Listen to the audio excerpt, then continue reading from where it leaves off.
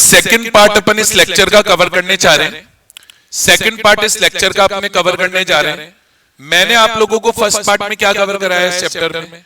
मैंने आपको first part में आखिरी टॉपिक करा दिया था कॉन्सिक्वेंसेस ऑफ डेफिशिएंट डिमांड, कि अगर इकोनॉमी में डेफिशिएंट डिमांड है तो उसके क्या कॉन्सिक्वेंसेस होंगे।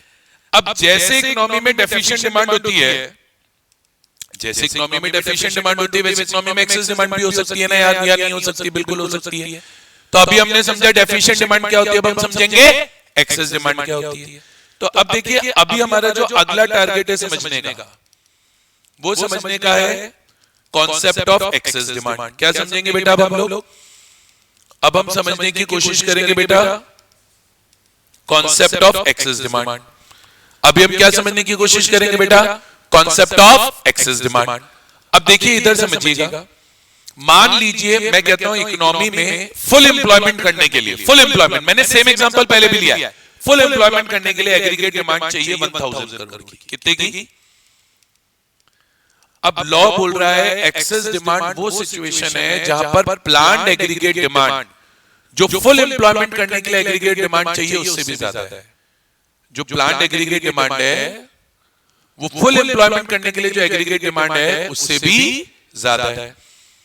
आज मान लीजिए फुल एम्प्लॉयमेंट करने के लिए हमें कितनी एग्रीगेट डिमांड चाहिए?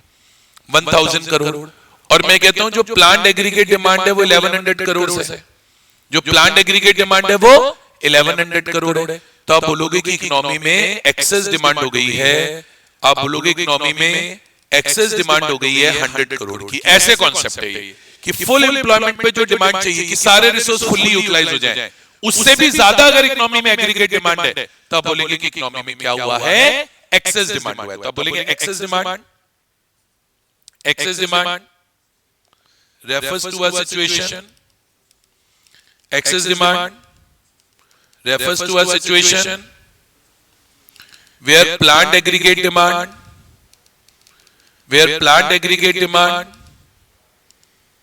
is more than aggregate demand, is more than aggregate demand corresponding to full employment level. कुल मिला के अगर प्लान्ड एडी यानी ADP is greater than AD at full employment level यानी एडीएफ, तो आप बोलेंगे कि इकोनॉमी में क्या हुई है? एक्सेस डिमांड हुई है। अगर इसको डायग्राम से बनाएंगे तो कैसे बनाएंगे? देखो डायग्राम बनाने का तरीका तो स्टैंडर्ड है, कभी चेंज होना ही नहीं है। एक्स एक्सिस बनाइए, वाई एक्सिस बनाइए। एक्स एक्सिस पर इनकम आती है, वाई आता है, वाई एक्सिस पर एग्रीगेट डिमांड या एग्रीगेट सप्लाई आती है। आप एक 45 डिग्री की लाइन बनाएंगे, आप एक 45 डिग्री की लाइन बनाएंगे। आप ये जो 45 डिग्री की लाइन बनाएंगे, आप ये जो 45 डिग्री की क्या बनाएंगे? लाइन बनाएंगे। ये आपकी कौन सी लाइन रहेगी? ये आपकी कौन सी लाइन रहेगी? ये आपकी एएस लाइन रहेगी। ये आपकी कौन सी लाइन रहेगी बेटा?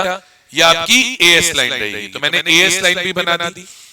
अब एएस लाइन बनाने के बाद मान लीजिए ये मेरा एग्रीगेट डिमांड है एट फुल एम्प्लॉयमेंट लेवल।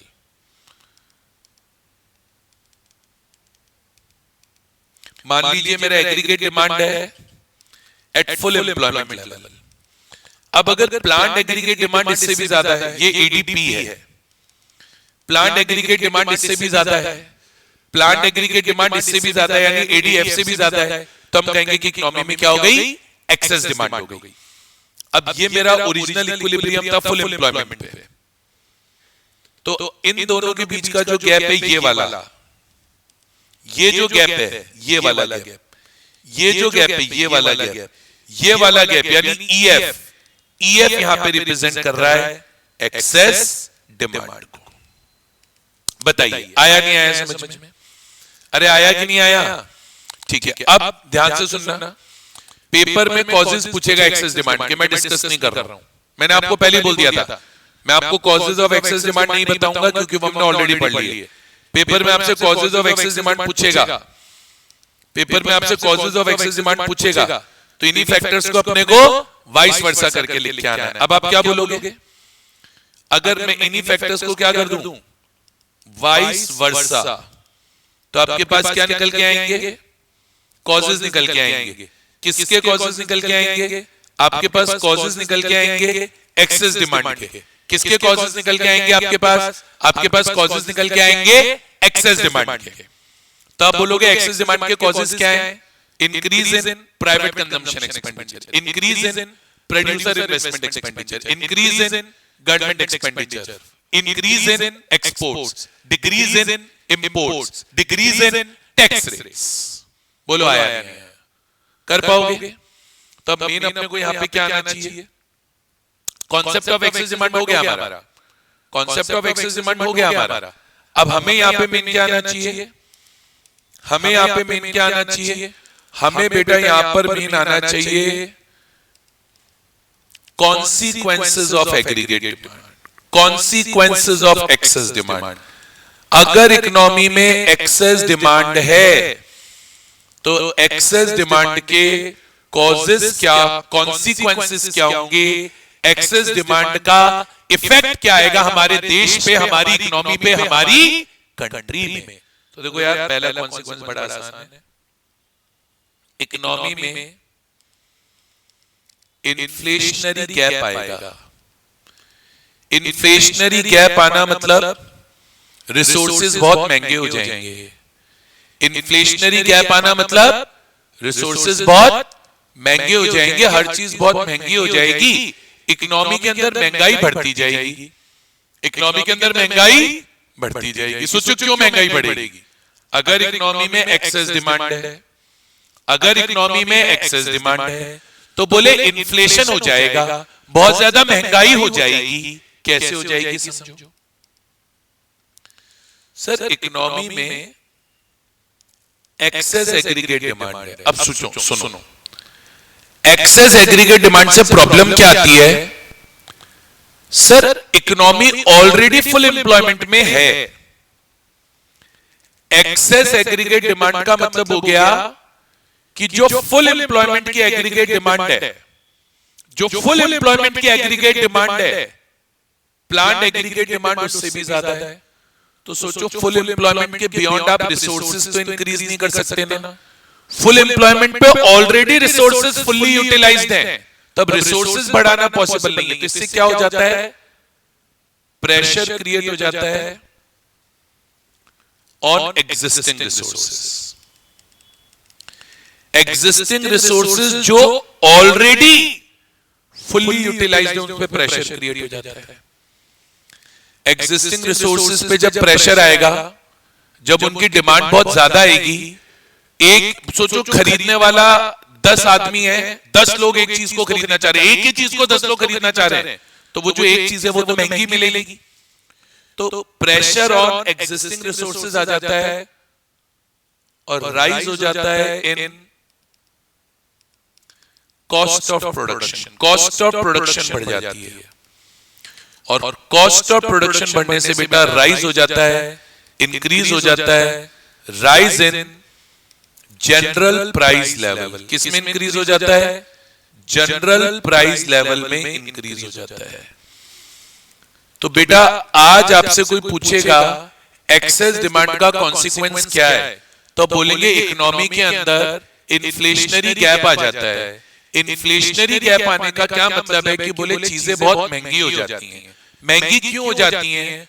बोले जब डिमांड ज्यादा होती है तो एग्जिस्टिंग रिसोर्सेज पे प्रेशर बन जाता है और एग्जिस्टिंग रिसोर्सेज महंगे हो जाते हैं। रिसोर्सेज महंगे होने की वजह से कॉस्ट ऑफ प्रोडक्शन बढ़ जाती है और कॉस्ट ऑफ प्रोडक्शन बढ़ने की वजह से प्राइस लेवल इंक्रीज हो जाता है। और इन्फ्लेशनरी गैप मेजर कैसे होगा भाई? एडीएफ यानी AD at full employment level और प्लांट एडी का जो डिफरेंस होगा that will be inflationary gap. तो आप क्या बोलेंगे? Inflationary gap, inflationary gap is measured, inflationary gap is measured as a difference between, inflationary gap is measured as a difference between ED at full employment level and plant aggregate demand. फॉर्मूले के form में भी लिख सकते हो, आप लिख सकते हो inflationary gap is equal to ADF ADP minus ADF. मान लो एडीपी 1100 है, एडीएफ 1000 है, तो इन्फ्लेशनरी गैप 100 है। ऐसे है, समझ गए क्या? ये तो पहला कॉन्सिक्वेंस होगा, ये तो पहला कॉन्सिक्वेंस होगा। दूसरा कॉन्सिक्वेंस क्या लिखोगे एक्सेस डिमांड का? एक्सेस डिमांड का दूसरा कॉन्सिक्वेंस लिखोगे स्टैटिक जीडीपी। स्टैटिक मतलब कांस्टेंट, स्टैटिक मतलब जो चेंज नहीं होगी। देखो प्रॉब्लम क्या है, फुल एम्प्लॉयमेंट जो एग्रीगेट डिमांड है, फुल एम्प्लॉयमेंट जो एग्रीगेट डिमांड है, उस लेवल पर रिसोर्सेस ऑलरेडी फुल्ली यूटिलाइज्ड हैं। अब फुल यूटिलाइजेशन से ज्यादा यूटिलाइजेशन तो नहीं कर सकते आप, तो अगर एक्सेस डिमांड हो भी जाती है, मतलब फुल एम्प्लॉयमेंट से ज्यादा डिमांड हो भी जाती है, तो हमारे लिए प्रोडक्शन बढ़ाना पॉसिबल नहीं है, क्योंकि फुल एम्प्लॉयमेंट तो इसी लेवल पर हो गया। तो अगर एक्सेस डिमांड हो भी गई तो आप प्रोडक्शन नहीं बढ़ा पाओगे। जब आप प्रोडक्शन नहीं बढ़ा पाओगे तो जीडीपी कांस्टेंट हो जाएगी, जीडीपी स्टैटिक हो जाएगी, जीडीपी को बढ़ाना पॉसिबल नहीं होगा। तो आप यही बोलोगे, आप यही बोलोगे इवन व्हेन, बोलो even when level of aggregate demand is higher than AD at is higher than AD at full employment level, comma, it will not be possible to increase production. It will not be possible to increase production as resources are already fully utilized. As resources are already fully utilized. Hence, GDP will become static. समझ में आया नहीं आया? GDP static हो जाएगी, GDP को बढ़ाना possible नहीं है। सिंपल, जीडीपी को इसलिए नहीं बढ़ा सकते क्योंकि रिसोर्सेज ऑलरेडी फुल्ली यूटिलाइज्ड हैं। इससे ज्यादा माथा लगाना ही नहीं है। जीडीपी क्यों नहीं बढ़ा सकते? इसलिए नहीं बढ़ा सकते क्योंकि रिसोर्सेज ऑलरेडी फुल्ली यूटिलाइज्ड हैं। ठीक है, तीसरा कॉन्सिक्वेंस क्या लिखोगे? तीसरा कॉन्सिक्वेंस क्या लिखोगे? बोले इकोनॉमी में वेज और प्राइस का स्पाइरल हो जाएगा। इकोनॉमी में वेज का और प्राइस का स्पाइरल हो जाएगा। क्या मतलब इकोनॉमी में वेज का और प्राइस का स्पाइरल हो जाएगा?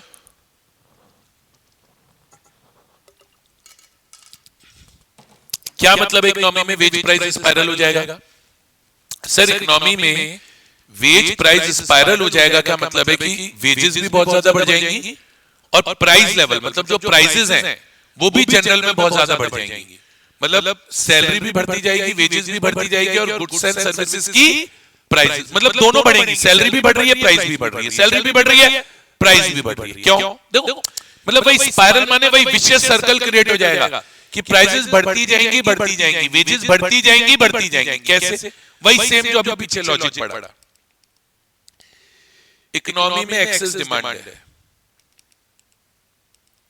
owing to excess demand, excess demand की वजह से क्या होगा था? अभी पढ़ा, excess demand की वजह से क्या होगा? प्रेशर आएगा। किस पे प्रेशर आएगा? एग्जिस्टिंग रिसोर्सेज पे प्रेशर आएगा। एग्जिस्टिंग रिसोर्सेज पे प्रेशर आने की वजह से रिसोर्सेज महंगे हो जाएंगे, रिसोर्सेज महंगे हो जाएंगे।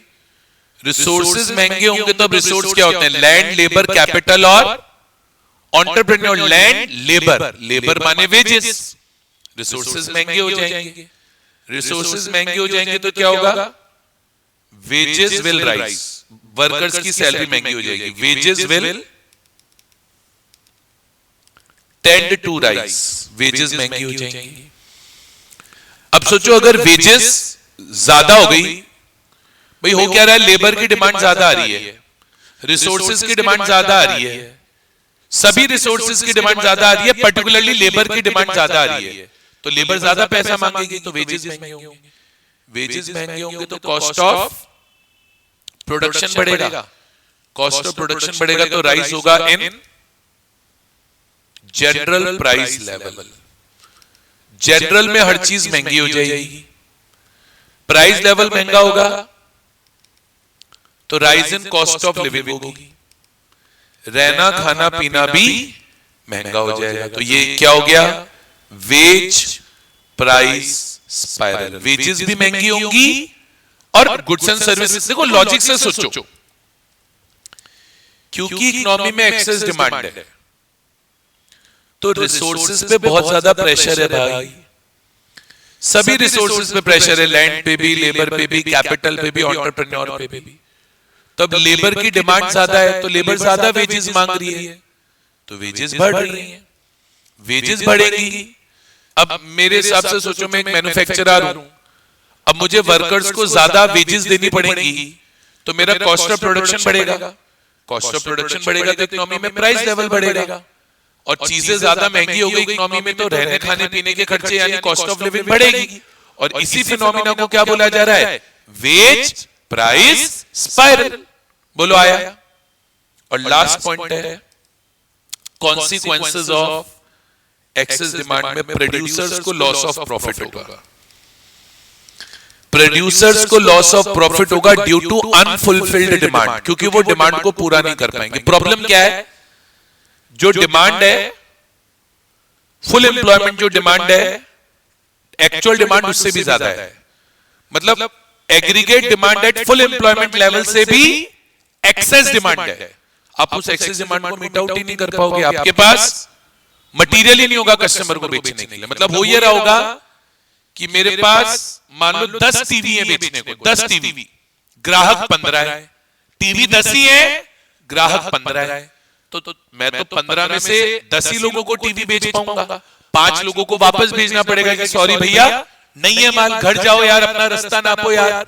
तो मेरे को तो 5 कस्टमर्स का लॉस हो गया, मैं उन्हें टीवी नहीं बेच पाया तो मुझे 5 कस्टमर्स का लॉस ऑफ प्रॉफिट हो गया। तो इससे क्या होगा? इससे क्या होगा? बोलो। Producers will suffer, producers will suffer loss of profit due to unfulfilled demand. और डिमांड अनफुलफिल्ड इसलिए है क्योंकि रिसोर्सेज का ऑलरेडी फुल यूटिलाइजेशन हो चुका है। अब हमारे लिए प्रोडक्शन बढ़ाना पॉसिबल नहीं है। बोलो आया? आई होप सबको कॉन्सेप्ट क्लियर हुआ होगा, आई होप सबको कॉन्सेप्ट क्लियर हुआ। अब मुझे इस चैप्टर का again important topic and last topic discuss करना है कि सिचुएशन को कंट्रोल कैसे करें, मेजर्स क्या हैं। इकोनॉमी में चलो डेफिशिएंट डिमांड हो गई, अच्छा नहीं है देश के लिए। इकोनॉमी में चलो एक्सेस डिमांड हो गई, अच्छा नहीं है देश के लिए। इसको करेक्ट कैसे करें, ठीक कैसे करें? छोड़ थोड़ी सकते हैं लोगों को अपने हाल पे यार। हम तो वेलफेयर ऑफ पब्लिक चाहते हैं यार, हम तो इकोनॉमी में ग्रोथ चाहते हैं, हम तो इकोनॉमी में स्टेबिलिटी चाहते हैं। अगर इकोनॉमी में डेफिशिएंट डिमांड रहेगी या एक्सेस डिमांड रहेगी तो स्टेबिलिटी आएगी कैसे? नहीं आ सकती। तो हम क्या पढ़ेंगे? हम बेटा पढ़ेंगे मेजर्स। मेजर्स किस चीज के? करेक्ट करने के। क्या करेक्ट करने के? Deficient demand and excess demand. तो देखो पहले ये समझो, डेफिशिएंट डिमांड और एक्सेस डिमांड को करेक्ट करने के 2 मेजर्स हैं। एक तो है फिस्कल पॉलिसी मेजर्स, और एक है मॉनेटरी पॉलिसी मेजर्स। एक तो है फिस्कल पॉलिसी मेजर्स और एक है monetary policy measures. Fiscal policy क्या होती है? गवर्नमेंट के रेवेन्यू एंड एक्सपेंडिचर की policy. What is fiscal policy? जैसे गवर्नमेंट टैक्स लगा के रेवेन्यू कमा रही है, फीस लेकर रेवेन्यू कमा रही है, पेनल्टी से रेवेन्यू कमा रही है, और कहीं से भी रेवेन्यू कमा रही है। तो फिस्कल पॉलिसी होती है कि गवर्नमेंट को रेवेन्यू कहां से आएगा, और गवर्नमेंट को जो रेवेन्यू आएगा गवर्नमेंट जाके उसको खर्च कहां करेगी। तो जो गवर्नमेंट की रेवेन्यू एक्सपेंडिचर पॉलिसी है, जो गवर्नमेंट की रेवेन्यू पॉलिसी माने टैक्सेशन पॉलिसी, एक्सपेंडिचर पॉलिसी, तो जो गवर्नमेंट की टैक्सेशन पॉलिसी है, रेवेन्यू पॉलिसी, एक्सपेंडिचर पॉलिसी है, दैट इज फिस्कल पॉलिसी। तो आपसे कोई पूछे फिस्कल पॉलिसी क्या है तो आप क्या बोलेंगे? It refers to policy of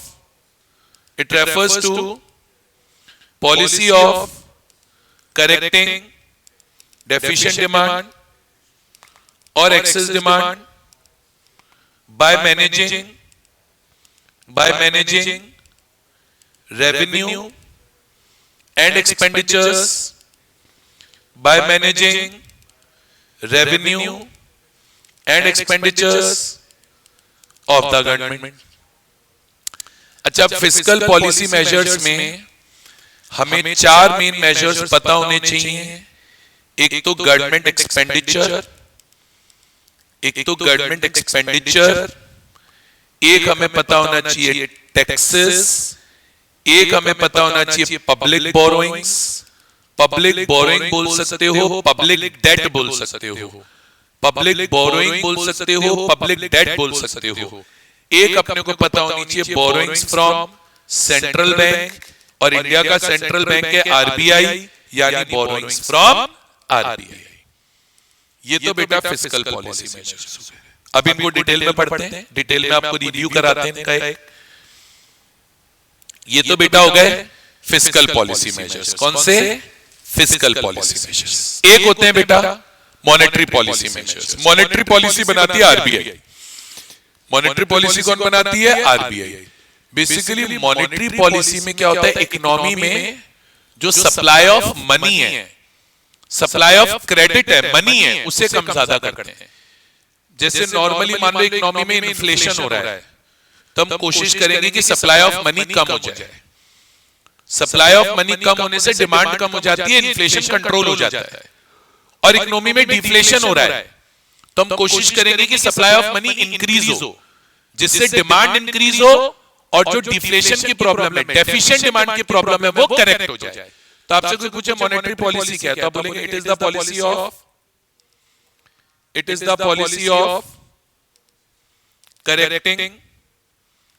policy of correcting deficient demand और excess demand in the economy by controlling supply of credit और money। supply of credit बोल लो, supply of money बोल लो। मॉनेटरी पॉलिसी बेटा आरबीआई की पॉलिसी है, monetary policy RBI बनाती है। और अब मॉनेटरी पॉलिसी में दो तरह के मेजर्स आते हैं। एक आते हैं क्वांटिटेटिव मेजर्स, और एक आते हैं क्वालिटेटिव मेजर्स। क्वांटिटेटिव मेजर्स में क्या आता है? क्वांटिटेटिव मेजर्स में क्या आता है? याद करो, हमने पढ़े bank rate, repo rate, bank rate, repo rate, reverse repo rate, open market operation, CRR और एसएलआर। और क्वालिटेटिव में क्या आते हैं? याद करो, मार्जिन हो गया, ठीक है, क्रेडिट रेशनिंग हो गया, मॉरल सुवेशन हो गया, एटसेट्रा। याद आया? अब बेस्ट पार्ट क्या है? मॉनेटरी पॉलिसी मेजर्स हमने ऑलरेडी पढ़े हुए हैं। कहां पढ़े हुए हैं सर? बैंकिंग में। और मैंने आप सबके लिए बैंकिंग वाला वीडियो भी बनाकर अपलोड किया हुआ है, उसका लिंक मैंने आपसे शेयर किया हुआ है। अगर आपने वो क्लास मिस करी है, कोई बात नहीं, वो लिंक YouTube चैनल पर अवेलेबल है, आप जाके देख सकते हो, आप ही के लिए मैंने वहां पे डाला है, टिल एग्जाम्स वहां पे अवेलेबल है, फिर मैं हटा दूंगा। आपको करना है अपने पेपर तक उसको कवर कर लो। मॉनेटरी पॉलिसी मेजर्स भी वहां पर अवेलेबल हैं और बहुत अच्छे से मैंने एक एक का डायग्राम बनाया है। आपने आज तक कभी भी अगर मॉनेटरी पॉलिसी मेजर नहीं पढ़े, एक बार जाके वो वीडियो देखना, कभी डाउट नहीं आएगा, मैं आपको गारंटी दे रहा हूं, कभी डाउट नहीं आएगा। आप जाके उस वीडियो को देख लेना। तो मॉनेटरी पॉलिसी मेजर हमने बैंकिंग में पढ़े हैं और उसका वीडियो अपलोडेड है। तो अभी मेरे को फोकस सिर्फ किस पे करना है? फिस्कल पॉलिसी मेजर्स पे करना है। तो मैं गवर्नमेंट एक्सपेंडिचर भी पढ़ाऊंगा, टैक्सेस भी पढ़ाऊंगा, पब्लिक बोरोइंग भी पढ़ाऊंगा, बोरोइंग फ्रॉम आरबीआई भी पढ़ाऊंगा और हमारा चैप्टर हो जाएगा फिनिश। आती है बात समझ में? चलिए देखते हैं।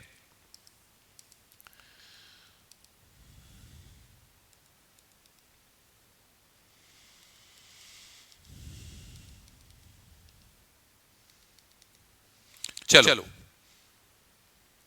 तो सबसे पहले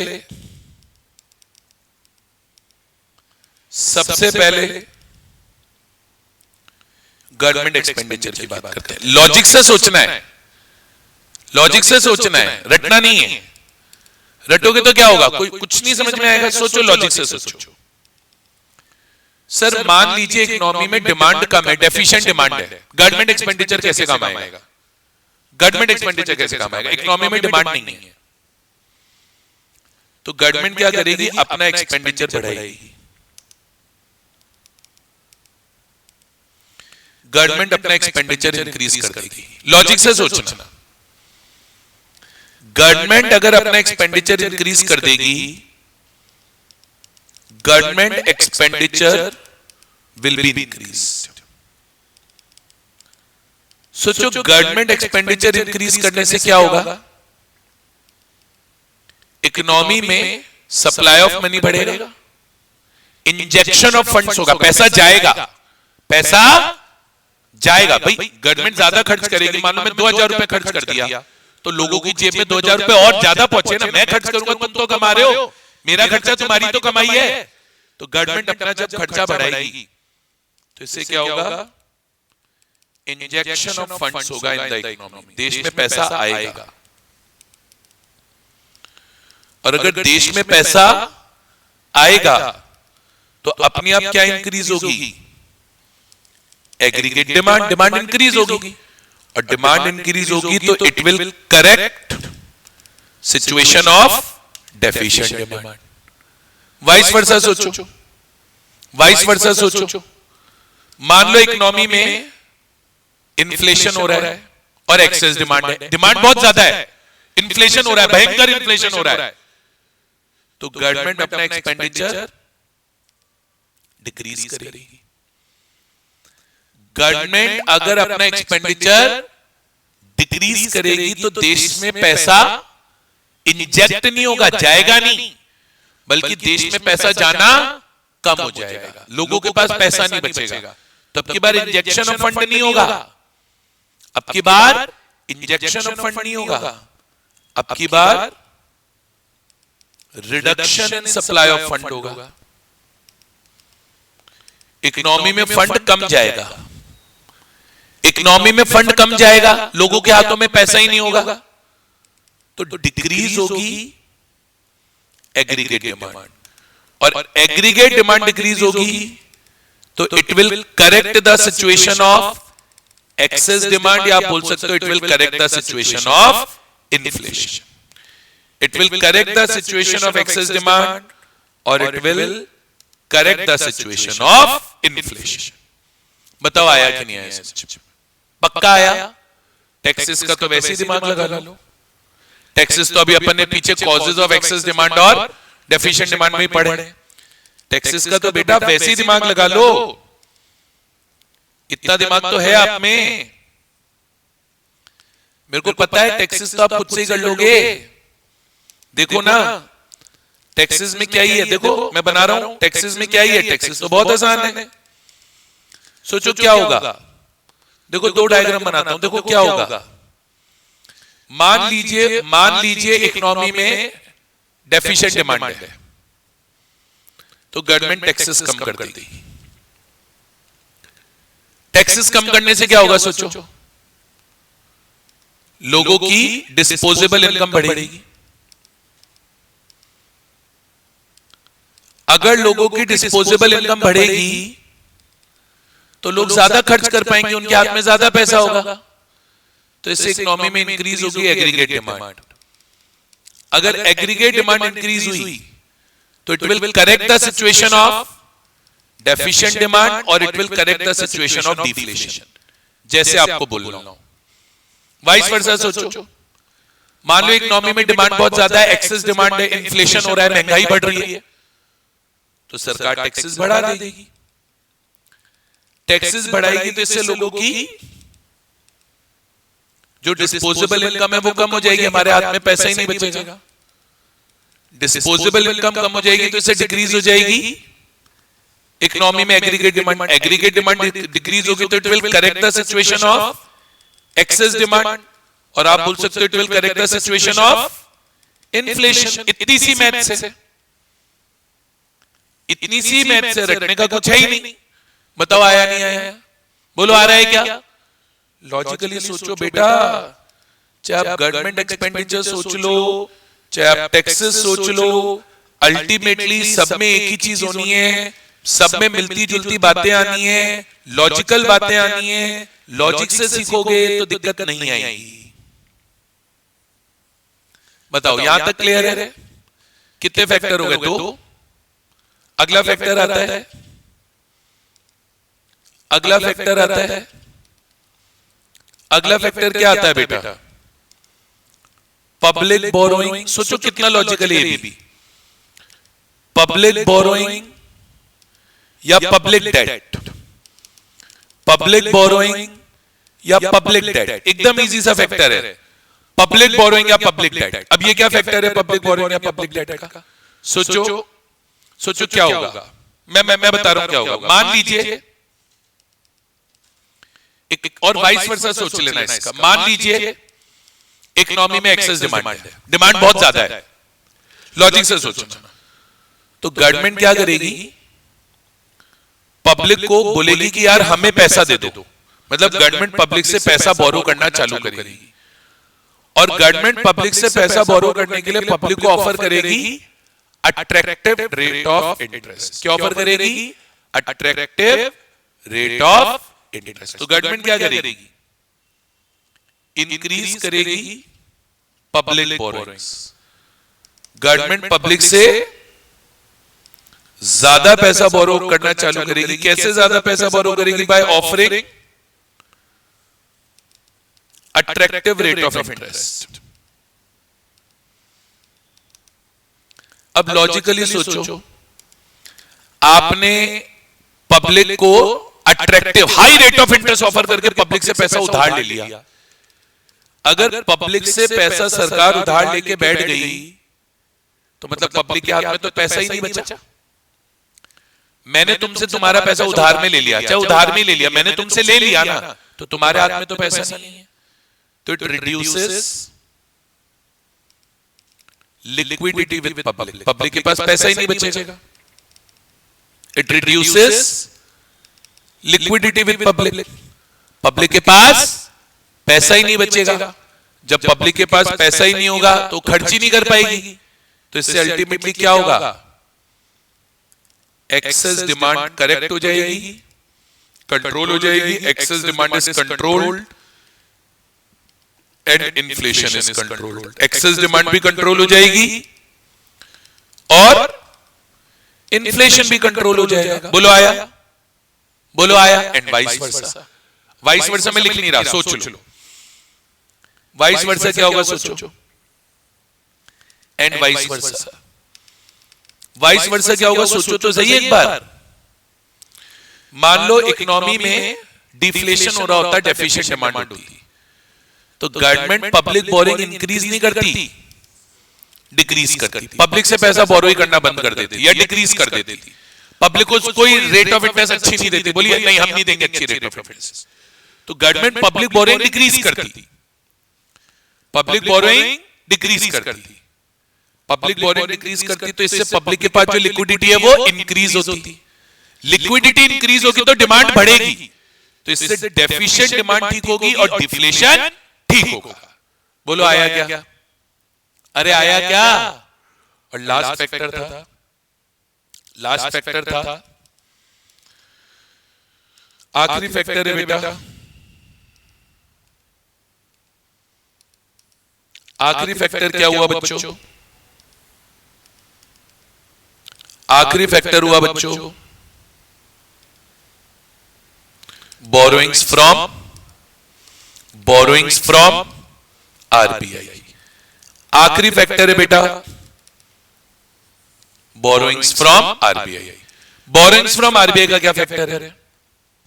बोरोइंग्स फ्रॉम आरबीआई का क्या फैक्टर है? सिंपल है, आप कहोगे तो दोनों सिचुएशन लिख दूंगा। पहले एक्सेस डिमांड देखो, मान लो इकोनॉमी में एक्सेस डिमांड हो रही है, तो गवर्नमेंट क्या करेगी?